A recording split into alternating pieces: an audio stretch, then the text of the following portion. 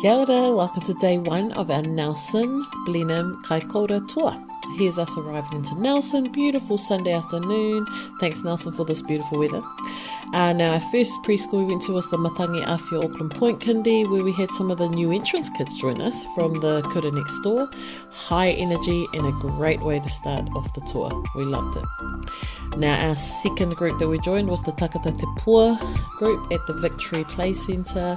We had a mixture of kayako kids and parents at this one, and we had some really gorgeous groovers, especially one wee girl who didn't want us to stop playing guitar, so we had to just keep playing.